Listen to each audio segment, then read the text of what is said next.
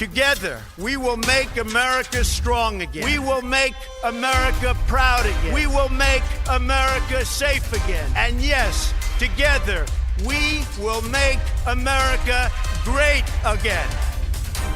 Fogo e Fúria. Ver o mundo a partir da América. Viva Alexandre! Viva Ruben! Alexandre, como é normal neste podcast Fogo e Fúria, falamos sobre política francesa. Não, mentira, falamos sobre a política dos Estados Unidos. Não te vou fazer essa surpresa. E a questão aqui é, obviamente, estamos a gravar já depois do debate, que é o primeiro debate presidencial destas eleições presidenciais norte-americanas, que pela primeira vez acontece antes de haver uma nomeação formal nos dois principais partidos, no Partido Democrata e no Partido Republicano.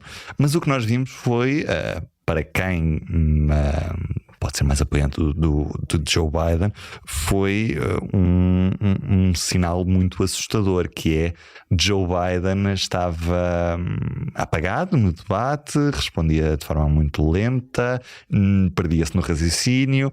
E Donald Trump apareceu como um claro vencedor deste primeiro debate. Como dizem os especialistas, não correu muito bem. Não correu nada bem para Joe Biden. A questão é que depois deste debate soaram os alarmes dentro do Partido Democrata e houve inclusive a quem pedisse a saída de Joe Biden. Até que ponto é que isto é uma realidade, ou até que ponto é que isto pode ser uma possibilidade quando sabemos que Joe Biden não quer sair? Olha, isto levanta uma série de problemas. É verdade que o primeiro impulso do círculo mais próximo do Joe Biden, politicamente, não só a família é natural que o queira proteger e que o queira apoiar, mas a estratégia que tem saído da Casa Branca depois do debate é uma coisa do tipo: nós sabemos que o debate correu muito mal, mas primeiro é por causa de uma gripe ou uma constipação e uma agenda sobrecarregada, porque de facto nas 3 semanas anteriores ao debate o Joe Biden tinha vindo à Europa 2 vezes, portanto veio à Europa depois para as comemorações do Sim, não foi para ver jogos do Europeu de futebol. Exato, acho que não. Depois voltou para a Califórnia, depois voltou para a Europa, depois foi para Washington. Portanto, para uma pessoa, qualquer pessoa que fosse, para um sénior, vamos dizer as coisas para como qualquer são. pessoa, uma agenda destas, mesmo para mim, que sou uma pessoa com 17 anos e cheio de saúde, certamente que é desgastante. Ainda para mais, sendo provavelmente, como se costuma dizer, o homem mais poderoso do mundo, com tantas coisas para resolver, tantos problemas. E é verdade que historicamente, já até com o ex-presidente Barack Obama, aconteceu que um primeiro debate nas eleições de 2012 correu muito mal. No primeiro debate contra o Mitt Romney, e também houve um pânico no Partido Democrata, porque as sondagens eram desfavoráveis ao Obama naquela altura, nós já não nos lembramos disto. E aquele primeiro debate em que o Obama praticamente não sabia o que andava lá a fazer, e foi uma desgraça. Agora, é verdade que na altura o Obama tinha 40 e tal, 50 anos, tinha já um mandato e uma legião de fãs, não é? E tinha muito futuro como político nos Estados Unidos, e de facto foi ali uma má noite, como a Casa Branca agora quer fazer crer a toda a gente que aconteceu com o Biden. Só que as situações são diferentes, as pessoas que estamos a falar são diferentes. As consequências do que aconteceu serão naturalmente diferentes, por mais que um lado queira ou não queira. Quer dizer, nós podemos apoiar mais ou menos o Trump ou o Biden, mas estas coisas às vezes acontecem e pronto, e nós começamos a ver as coisas a acontecer. Nos últimos dias, portanto alguns dias depois do tal debate, de facto começaram a aparecer os primeiros sinais em público de algum pânico, sim, no Partido Democrata. Quer dizer, na terça-feira houve a primeira declaração pública de um congressista do Partido Democrata, um tipo do Texas, da ala progressista, não é muito conhecido, mas é marcante porque é a primeira vez que um político do Partido Democrata com um lugar no Congresso dos Estados Unidos pediu publicamente ou apelou publicamente ao Biden para se afastar da campanha.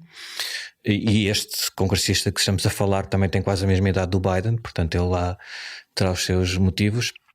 Mas o que começamos aqui a ver, por exemplo, até a própria Nancy Pelosi, que também é outra veterana da política, obviamente em ONU e nestas respostas às perguntas sobre se continuam a apoiar o Biden ou se acham melhor ele desistir, quase todos dizem sim, ele é o nosso candidato e ponto final. Mas, pronto, nestes mas é que nós começamos a ver os sinais de que isto é um desastre à espera de acontecer, provavelmente risco, para o Biden. Porque, só para terminar, a Nancy Pelosi disse é legítimo questionar se aquilo que se passou no debate foi apenas um episódio, uma má noite, ou se é um problema que deve ser tratado de outra forma. Depois rapidamente disse, mas é claro que eu apoio Joe Biden. Mas é assim que as coisas começam, historicamente, sempre foi assim. Quando há estes problemas, vão aparecendo mais...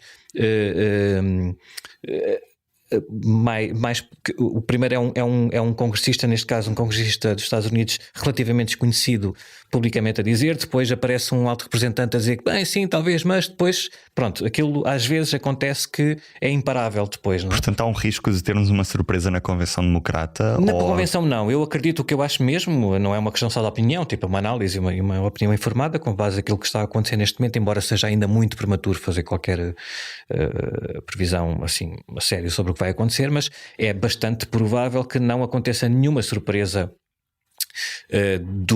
na convenção, que é em meados de agosto, porque até lá presume-se que o problema será resolvido, seja a continuação do Joe Biden, seja a substituição dele. Até lá haverá formas de chegar à convenção do Partido Democrata com a situação mais ou menos definida, nem que seja para que durante a convenção haja um grupo de 3, 4 ou 5 candidatos já assumidos e com apoio suficiente para se candidatarem, então lá serem postos a votação. Não me parece que o Partido Democrata vá permitir, até por causa destes sinais que nós estamos há cada vez mais pressões, até de doadores financeiros, querem perceber como é que é.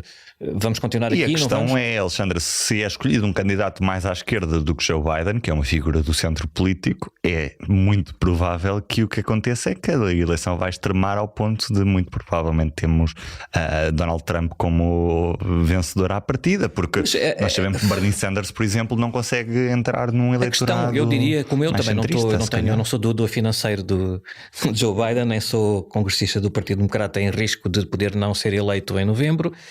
Posso falar de outra maneira, não é? Estamos um bocado a brincar, mas é isso que acontece. Eu acho que essas conjecturas e essas opiniões muito definitivas, mas se o Joe Biden concorrer assim vai perder, se for um da esquerda vai ganhar ou vai perder, quer dizer, não faz sentido nenhum. É um bocado, nós ainda há um bocado estava a falar com outros colegas nossos e estava a pensar na forma como falamos sobre os jogos de futebol às vezes, não é? Ainda há pouco tempo ouvi, bom, se Portugal continuar a jogar assim contra a França não vai ter nenhuma hipótese, mas Portugal jogou pior ainda contra a França em 2016 e foi campeão da Europa. Portanto, é claro que pode não ser provável, mas é possível que aconteça. E, portanto, com a configuração que existe hoje em dia no eleitorado norte-americano e com o sistema eleitoral que eles têm, em que as eleições são ganhas Estado a Estado e em 4 ou 5 ou 6 estados que vão decidir aquilo tudo, não é que não seja importante, mas não é caso para se dizer que o Trump vai ganhar de certeza. O Trump não tem um apoio suficiente nacional para se poder fazer uma declaração dessas. Agora, sabemos que até pelas sondagens, e por isto que aconteceu com o Joe Biden, e não é o que aconteceu com o Joe Biden, é as possíveis consequências do partido, no próprio Partido Democrata, para pressionarem a sua substituição, pode enfraquecer claramente, não é? Nos próximos tempos, ou alguma convulsão no Partido Democrata. Mas depois, chegando a novembro, com um candidato como o Donald Trump no Partido Republicano, haverá sempre um argumento do Partido Democrata que é muito forte, que é, se não elegerem isto põe aqui Joe Biden, Kamala Harris, uma batata, um telemóvel dos anos 90, qualquer coisa, quem vai ganhar é este senhor. E portanto isto é um argumento que vai continuar a ser importante e que com Joe Biden em forma, com Joe Biden sem estar em forma ou com outro candidato, poderá ser suficiente para ganhar ou para perder, por causa destas pequenas diferenças que existem em alguns pontos no Agora, o que sabemos, por exemplo, houve uma sondagem, é só uma sondagem que foi feita interna daquelas sondagens que não são publicadas, mas depois alguém fez passar a um site e que logo nos dias a seguir ao debate que há um sinal que isto começou a preocupar os doadores financeiros e os políticos do Partido Democrata, e depois essas preocupações, quando são tornadas públicas, obviamente que começam a infectar também os eleitores, e os eleitores já vamos perder e tal, e depois aquilo às vezes torna-se uma bola de neve imparável e não vale a pena, tem de substituir, exatamente. Haja ou não razões médicas para isso, é isso que pode acontecer. Mas essa sondagem o que alertava para que a vantagem que o Donald Trump já tinha antes, quando se pensava que o Joe Biden se calhar não estava assim tão mal, não sabemos se está muito mal ou não, mas que já tinha alguma vantagem em alguns estados muito importantes, como a Pensilvânia, o Wisconsin, Michigan, etc., que alargou um bocadinho. Portanto, que em estados, por exemplo, um exemplo, o Michigan, que vai voltar a ser um daqueles estados em que um dos dois candidatos vai ter de ganhar se quiser, porque se não ganhar esse estado vai ter outras combinações que são altamente improváveis. Portanto, é um estado muito importante. A governadora do Michigan, que é Gretchen Whitmer, que é do Partido Democrata, que tem um alto índice de popularidade naquele estado, que é um estado profundamente conservador, mas ela é do Partido Democrata. Ela foi testada nessa sondagem e tinha uma superioridade em relação ao Trump nesse estado, no Michigan, muito forte. O que não acontecia nem com o Biden, nem com qualquer outro candidato, com o Kamala Harris, Pete Buttigieg, que era o tal que também foi candidato. Secretário de Estado dos Transportes. Exato. E portanto há aqui, só que a Gretchen Whitmer é conhecida no Michigan e praticamente mais lado nenhum. Quer dizer, para estar a levá-la agora a um nível nacional que o Joe Biden já tem há 50 anos é muito difícil. Aquilo não é bem como Portugal, em que uma pessoa aparece na televisão uma vez e toda a gente fica a conhecer-se da noite no telejornal. Ali há todo um trabalho para entrar e é preciso tempo para garantir que hoje em dia, neste precisamente, há pessoas que não estão a ligar nenhuma às eleições nos Estados Unidos. Obviamente nesses estados como o Michigan há pessoas mais sintonizadas para a campanha porque sabem que o seu estado vai ser importante e portanto estão mais envolvidas na política, mas a nível nacional ainda é um bocado cedo. Mas sim, o que pode acontecer é esta bola de neve que depois faz com que a situação seja mais ou menos inevitável e que o Joe Biden tenha de ser substituído. Alexandre, outra das vitórias que Donald Trump fez questão de proclamar nestes últimos dias foi a questão da decisão do Supremo Tribunal que dá imunidade aos presidentes nos atos que cometem como presidentes.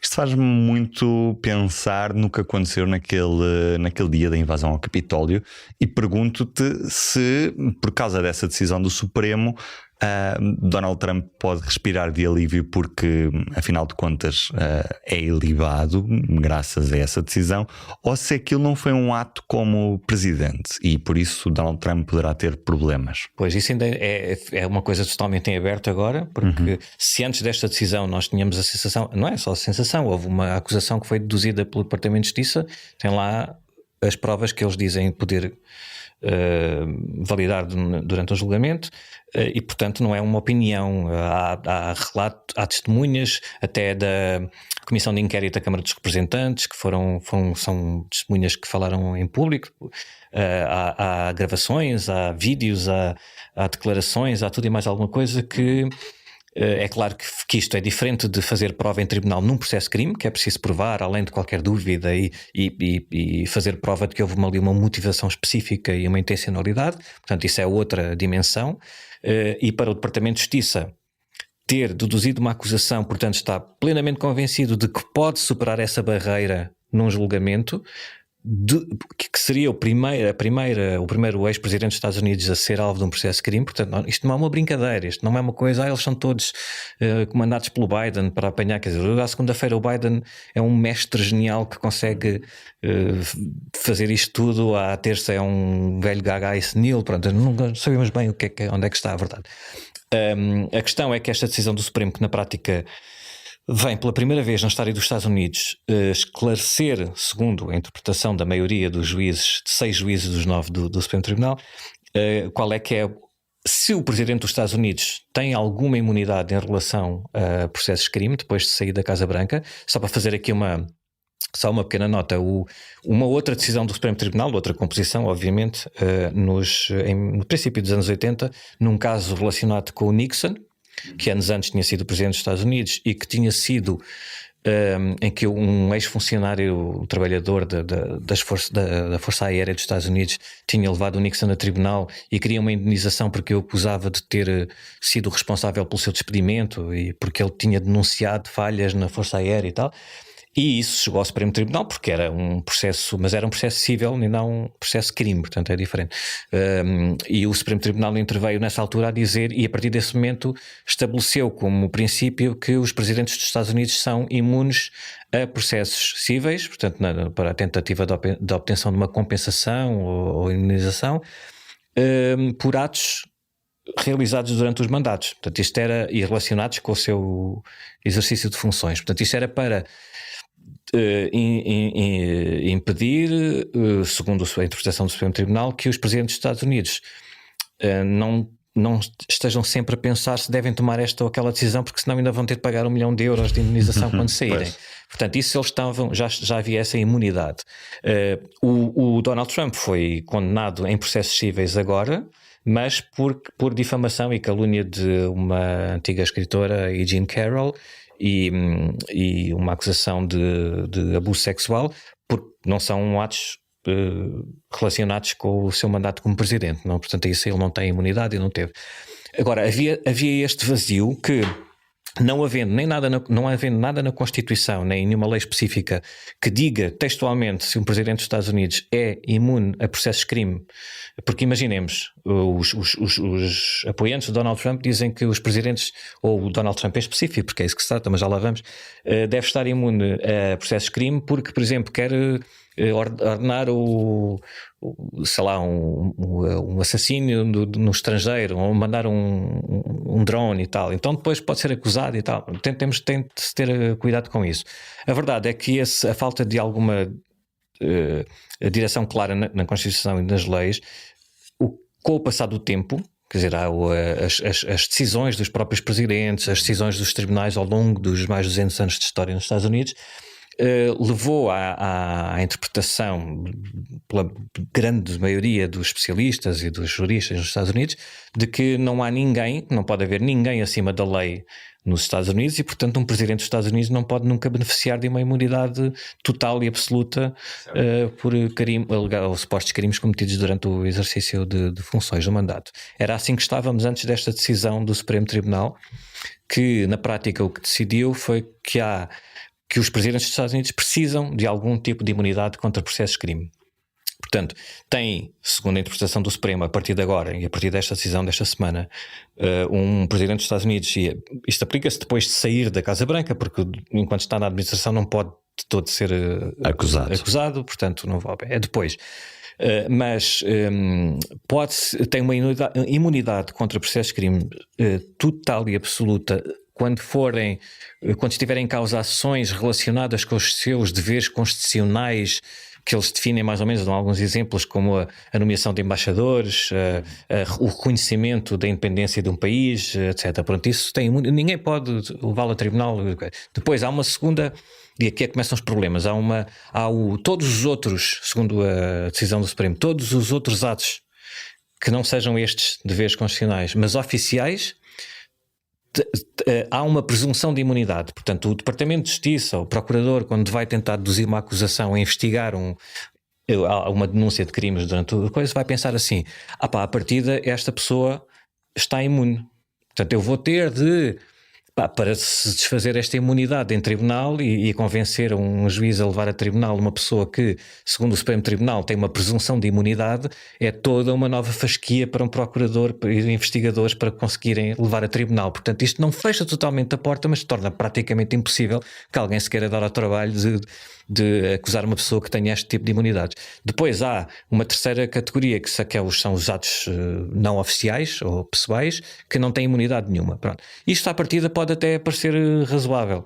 A questão aqui é que o Supremo Tribunal, na sua decisão, não deu nenhuma indicação aos tribunais inferiores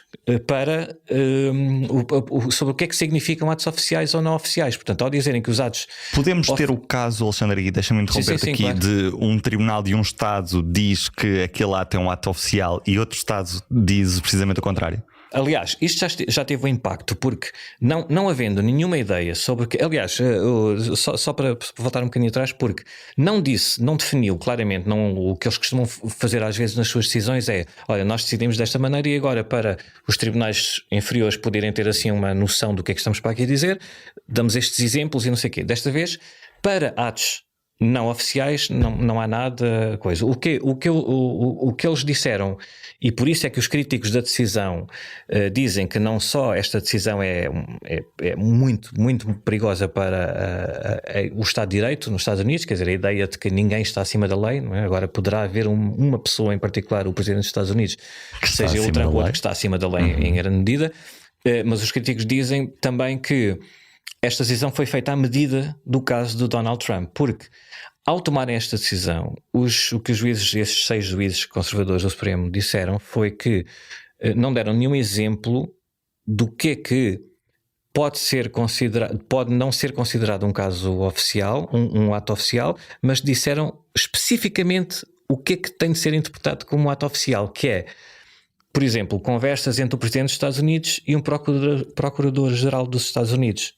O que acontece é que o processo de crime contra o Donald Trump, que está num tribunal em Washington e que ainda não foi em julgamento, aquele tal caso sobre a subversão eleitoral e a tentativa de subversão dos resultados eleitorais de 2020, uma das peças centrais são as comunicações entre o Donald Trump, na altura Presidente dos Estados Unidos, e o Procurador-Geral em exercício, na altura, que, segundo várias testemunhas, e há um rastro de provas sobre isto, o Trump nomeou especificamente para poder, é uma pessoa próxima do Trump, para que ele aceitasse lançar uma investigação criminal sobre as queixas de fraude, sabendo perfeitamente que não há fraude nenhuma daquela dimensão, mas para legitimar o seu discurso, não é? Dizer até o Departamento de Justiça. Portanto, se o Supremo Tribunal veio dizer não, essas conversas não podem ser usadas em tribunal como provas, então o que é que os procuradores agora vão usar? Porque eles têm, num julgamento, vão ter de provar que houve uma motivação, que houve uma intencionalidade, portanto têm de provar, para além de qualquer dúvida,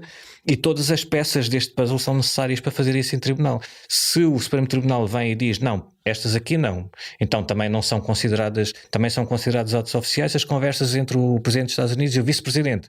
O Mike Pence, mais uma vez, foi pressionado pelo Donald Trump para não seguir a Constituição e tomar outro tipo de decisões, e recusou-se. O trabalho dos procuradores vai ser ainda mais difícil do que já era, pelo simples facto de ter induzido uma acusação criminal contra um Presidente dos Estados Unidos.